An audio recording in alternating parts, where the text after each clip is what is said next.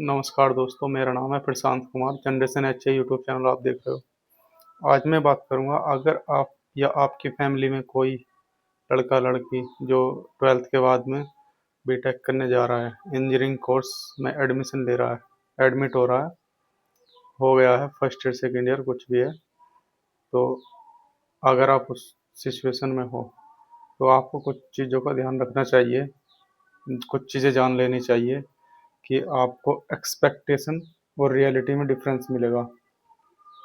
Expectation आपको reality के according set करनी पड़ेंगी, जैसा कि रियलिटी है।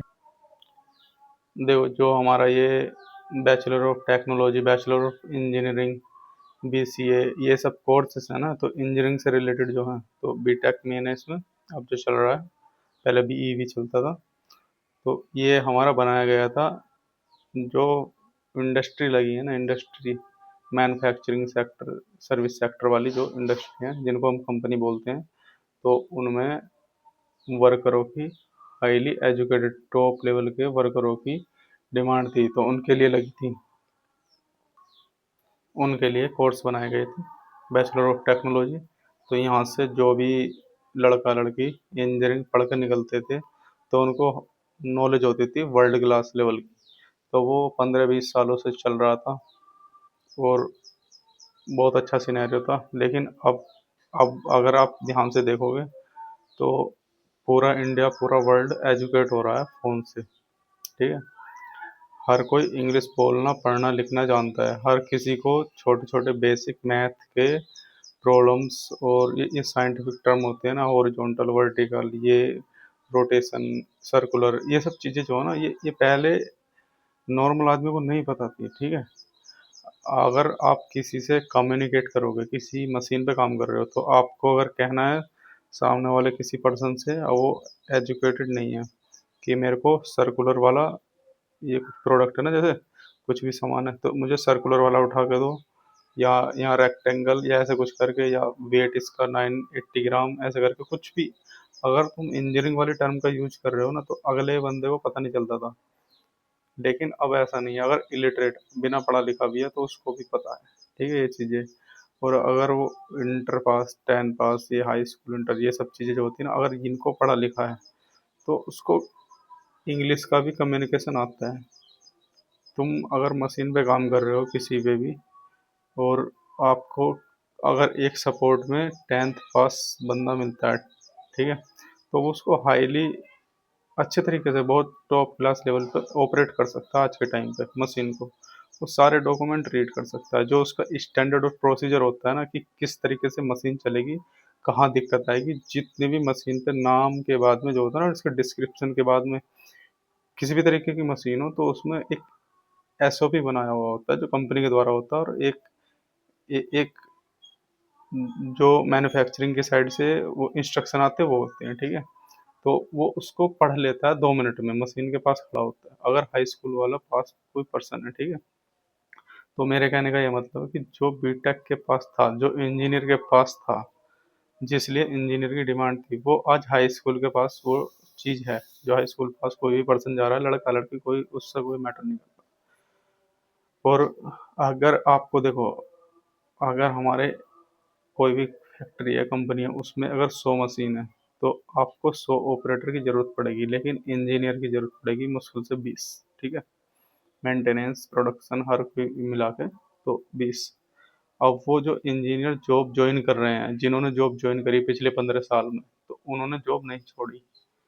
वो जिस मशीन के पास लग गए, जिस कंपनी में लग गए, जिस कंपनी में ज्वाइन करा उन्होंने, मैन्युफैक्चरिंग सर्विस सेक्टर, तो वे आज भी वहीं बैठे हैं, ठीक है। तो नई नई कंपनियां रोज थोड़ी ना लगती हैं, वो एक बार इंडस्ट्री सेटअप होती है। इंडस्ट्री जो वो बोलते हैं ना, कि इंडस्ट्रियल एरिया, वो एक बार बनता है, ठीक है। 4-5 साल लगते हैं बनने में, 10 साल, जो भी सेटअप होने में सिर्फ 1 साल लगता है, मशीनें और फैक्ट्री स्टार्ट होने में। तो जब जॉब ज्वाइन होती है ना, जो वैकेंसी होती है, तो 1 साल के अंदर अंदर सारी फिलअप हो जाती है, 1 साल 2 साल, और वे छोड़ते नहीं है, ठीक है। उसके बाद में क्या होता है ना, हमें ऑपरेटर की ज़रूरत पड़ती है। ऑपरेटर जो होते हैं ना, तो हर साल छोड़ते हैं, हर साल चले जाते हैं, हर 2 महीने में उनका आना जाना चलता रहता है, तो वहाँ हमें ज़रूरत पड़ती है। और ऑपरेटर कोई भी हाई स्कूल या इंटर, या कोई अनपढ़ भी है ना, वो भी यार अच्छे से संभाल लेता है किसी भी तरीके की मशीन, कितनी भी टेक्निकल मशीन क्यों ना हो। आप देखो, आज के टाइम में सबसे टेक्निकल, सबसे छोटा काम, सबसे हाईली प्रोफेशनल वाला काम कौन सा है कि सेमीकंडक्टर का, मुझे ऐसा लगता है। सेमीकंडक्टर मैन्युफैक्चरिंग का, जिसमें छोटे से छोटी चिप बनाई जाती है ना, ठीक है। अगर ये चिप से रिलेटेड कुछ भी काम है, तो तुम्हें लगता है कि उसमें इंजीनियर की जरूरत पड़ेगी, बीटेक की जरूरत पड़ेगी उसको ऑपरेट करने के लिए? नहीं। आज के टाइम में हाई स्कूल पास कोई भी बंदा है, वो उसको मशीन को अच्छे से ऑपरेट कर सकता है। और जो उसको रख रखाव होता है, मेंटेनेंस होता है, उसको प्रोडक्शन चेक करना होता है, वो सब इंजीनियर के लिए। वो जो भी कोई उसे ज्वाइन करेगा जॉब को, अगर आज ज्वाइन कर रहा, आज कंपनी लग रही है, तो वो उसको 10 साल तक मुश्किल ही छोड़ेगा, ठीक है। तो वहाँ ज़रूरत ही नहीं होगी। तो ऐसा होता है ना कि आपको देख के चलना है कि किस सेक्टर में कंपनी अगले 2 या 3 साल में सेटअप होने वाली है, आपको उसी में ही एंटर करना है, ठीक है। और एंटर करने के बाद में आपको छोड़ना नहीं है, अगर आप बीटेक से हो तो। क्योंकि बीटेक में एक प्रॉब्लम होती है कि आपको 2 साल 3 साल का अगर ईयर गैप हो जाता है ना, तो उसके बाद आपको जॉब नहीं मिलती, आपके पास एक्सपीरियंस नहीं होता। अगर आप किसी पुरानी इंडस्ट्री में जाओगे, जो पुरानी सेटअप है, 10 15 साल की कंपनी है, तो आपको उतना ग्रोथ नहीं मिलेगा, उतना वो सब चीज़ें अच्छा नहीं होगा जो नई कंपनी में होता है, ठीक है। बहुत मुश्किल से आपको चांस मिलेगा अगर आप जानकार है कोई तो। और एक चीज़, एक बहुत बड़ा मिथ है कि आप सैलरी आपकी बहुत अच्छी होगी, आप अपना हर चीज़ एक्यूरेटली आप मैनेज कर लोगे, लेकिन ऐसा नहीं है। देखो, जो हमारी फैक्ट्री लगती है, आप ओवरव्यू देखो। अगर मैं फैक्ट्री लगा रहा हूँ तो क्या करूँगा, या कंपनी लगा रहा हूँ तो क्या करूँगा, गवर्नमेंट से लोन लूँगा, अपना खुद पैसा लगाऊंगा, और एक एक प्रीमाइस खड़ा करूँगा, एक या कंपनी रेंट पे लूँगा, उसमें अब मशीन डालूंगा। मशीन डालने के बाद में पहला काम क्या होगा, टॉप लेवल मैनेजमेंट इकट्ठा करना, हायर करना। उसके बाद में मुझे वर्कर चाहिए, ठीक है। मुझे इंजीनियर नहीं चाहिए, मुझे कोई आईआईटी नहीं चाहिए, मुझे चाहिए वर्कर, ठीक है। जो मेरी मशीनों को ऑपरेट करे, मेरे सामान को इधर से उधर मूव करे, प्रोडक्ट को मूव करे, लोड करे, अनलोड करे, ये सब चीज़ें करे, ठीक है। तो उसके लिए मैं नहीं देखूंगा कि किसी को क्या एजुकेशन क्वालिफिकेशन है क्या नहीं, ठीक है। मैं ऐसा अपने कंपनी में ऐसा प्रोसीजर बनाऊंगा कि मुझे लो लो लो मतलब कम पैसे में, लो एफर्ट में ज़्यादा प्रोडक्शन मिले। तो उसके लिए अगर मुझे अनएजुकेटेड पीपल को भी, अनएजुकेटेड पर्सन को भी हायर करना पड़े ना, करूँगा। तो ऐसे ही सेम हो रहा है दिल्ली, नोएडा, हरिद्वार, हरियाणा, और ये पुणे, ये अपने जो महाराष्ट्र और गुरुग्राम, ये सब जितने भी इंडस्ट्रियल एरिया है ना, यहाँ सब सेम कंडीशन चलती है। तो अगर आप जाओगे तो जाओगे कहाँ, यहीं ना। तुम देखो ना यार, आईटी सेक्टर अपने इंडिया का जो सैलरी उठा रहा है, वो नॉर्मल रेंज बता रहा हूँ आपको, 3 लाख रुपए 4 लाख रुपए पर ईयर से लेकर पर एनम, ये 10 12 लाख रुपए पर एनम, मतलब एक साल, एक महीने की जो सैलरी होती है इन हैंड, उनकी 1 लाख रुपए है ना। तो वो कहते हैं कि नॉर्मल जॉब लगी, लेकिन क्या मैन्युफैक्चरिंग सेक्टर में ऐसा है? और किसी सेक्टर में ऐसा है नहीं।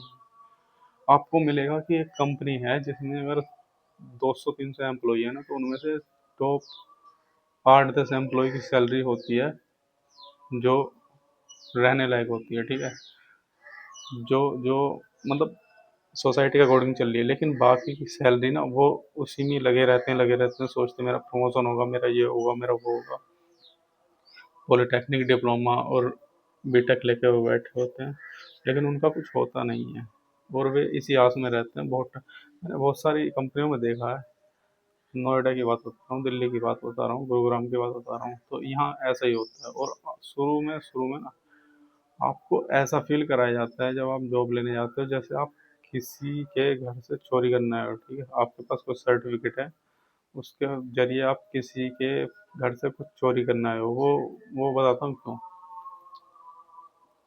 जो हमारा मैन पावर है उसकी है अबंडेंस, अबंडेंस मतलब बहुत ज़्यादा। जो हमारा काम है उसकी है शॉर्टेज। कंपनी बढ़ नहीं रही, लेकिन मैन पावर रोज पर डे आती है, ठीक है, जॉब लेने। तो उनके पास चॉइसेस बहुत हैं, ठीक है। तो उसको, उस चीज़ को लेकर वो एक्सप्लॉइट करते हैं। तो अगर आपको बीटेक के बाद में शुरू में जाके दूसरों से जॉब मांगनी है, मांगनी, समझ रहे हो? मांगनी है।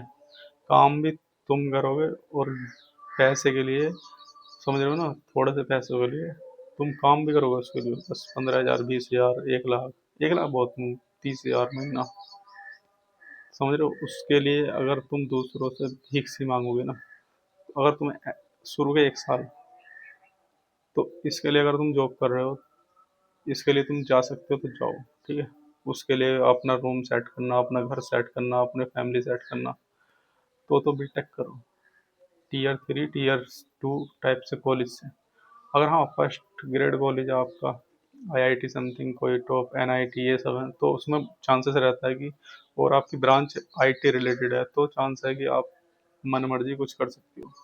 लेकिन अगर आप केमिकल इंजीनियरिंग, पेट्रोलियम इंजीनियरिंग, ये वाली तरफ हो, बहुत, जिसमें लो सीट होती है, तो आपका चांस ज़्यादा है, ठीक है। लेकिन अगर आप ये है ना, मैकेनिकल इंजीनियरिंग, सिविल इंजीनियरिंग, ये 2-3 चीज़, ये जो है ना, ये वाली ब्रांच, प्रोडक्शन इंजीनियरिंग, इनमें हो ना, तो आप पिटने वाली है, क्योंकि आपके कॉम्पिटिटर बहुत हैं। आपको, अगर, मेरे अकॉर्डिंग, अगर आपको इंजीनियरिंग में सक्सीड होना है, तो या तो ब्रांच लो, 50 के आसपास ब्रांच होती हैं, जो ब्रांच लेटेस्ट खुली है, या जो बहुत पुरानी है, जिसमें बहुत कम बंदे हैं। जैसे प्रिंटिंग इंजीनियरिंग, एक तुमने कॉमेडियन का सुना होगा ना, प्रिंटिंग इंजीनियरिंग, तो उसमें कोई करता नहीं है, तो आपका जॉब जॉब लगने के चांसेस ज़्यादा होंगे, आपकी डिमांड ज़्यादा होगी, ठीक है। आपको बहुत सारी हैं ऐसे, तो आपको उसी के अकॉर्डिंग देखना है। शुरू में आपको दिक्कत होगी, लेकिन आगे को आपको 1 साल 2 साल, एक बार जॉब छोड़ने के बाद में आपको बहुत रियलाइज होगा कि यार, कोई नहीं है, मैं ही जो सैलरी नेगोशिएट कर रहा हूँ, है ना, अपने मन से, ठीक है। आपकी प्रोफाइल बनती जाएगी। लेकिन अगर आप ये वाली ब्रांच में घुसोगे ना, जहाँ भीड़ ज़्यादा, तो आप एक बार घुस जाओगे, लेकिन अगर वहाँ से निकल गए तो आपको स्ट्रेस होगा कि यार दोबारा जॉब कैसे लूँ, गैप हो गया तो कैसे करूँ, ऐसा वाला, ठीक है। तो इससे बचने के लिए आपको, देखो देखो, ये जो है ना, ये बीटेक जो है मजदूर है, ठीक है। इंडियन सिनेरियो में मजदूर है, लेबर है, जो हाईली एजुकेटेड है, और कुछ नहीं। तो बीटेक का मतलब ये था ही नहीं, इंजीनियरिंग का मतलब, इंजीनियर का मतलब ये है ही नहीं कि हाँ मजदूरी करना। इंजीनियर वो थोड़ा ना होता है। हम जब स्कूल कॉलेज कहीं भी जाते हैं, तो कॉलेज में एंट्री करते हैं ना, स्कूल के बाद में, तो वहाँ लिखा होता है ना, साइंटिस्ट और वो रिसर्च है, हम जो पहले से बनी हुई चीज़ को रिसर्च कर रहे हैं, वो साइंटिस्ट है। लेकिन इंजीनियर आर वो क्रिएटिंग ए न्यू थिंग्स, जो नई चीज़ों को बना रहा है। तो क्या चीज़ बनाया तुमने, जो प्रोजेक्ट बनाते हो, जो आपने लास्ट ईयर में बनाओगे, या बनाते हो, या बनाया था, ऐसा अपनी लाइफ में कुछ बनाया नहीं ना। खुद सोच के देखो, अगर तुम इतना छोटा सा प्रोडक्ट भी बना दोगे ना, इतना छोटा सा प्रोडक्ट, समझ रहे हो ना, जैसा मोबाइल का चार्जर होता है, इतना छोटा सा प्रोडक्ट भी बना दोगे ना, कुछ भी, अपने, जो भी आपकी ब्रांच थी ना, उससे रिलेटेड, आप इलेक्ट्रॉनिक थे, इलेक्ट्रॉनिक, मैकेनिकल थे, मैकेनिकल, इतना छोटा टॉय खिलौना भी बनाओगे ना, खिलौना बच्चों के खेलने, उसमें 10 साल मेहनत करोगे, 10 लाख रुपए खर्च करोगे, बीटेक के बाद में, चाहे 10 साल लगे आपको, तो फायदा है। सो मार्केट में उतारोगे, कंपनी बनाओगे अपनी, तो आपका फायदा है। अगर नहीं कर पाए ये सब चीज़ें 2 साल के अंदर अंदर, आप उस चीज़ में नहीं घुस, आप सिर्फ जॉब में, प्रमोशन, ये सब चीज़ों में घुस ही रहे बस, तो आप बहुत गलत फंसने वाले हो। आप सिर्फ मजदूर बनोगे, इंजीनियर नहीं बनोगे। इंजीनियर बनना और मजदूर बनना में बहुत डिफरेंस है, बहुत बड़ा। इंडियन सिनेरियो में बीटेक इज इक्वल टू मजदूर, हाईली एजुकेटेड। और देश में ऐसा नहीं है, ठीक है। जनरेशन एच ए सब्सक्राइब करो, फिर शांत कुमार कमेंट करना, क्या मेरे से ये थिंकिंग सिनेरियो, इस सिनेरियो को लेकर ठीक है नहीं, क्योंकि मैं भी कभी इसी सिचुएशन में था।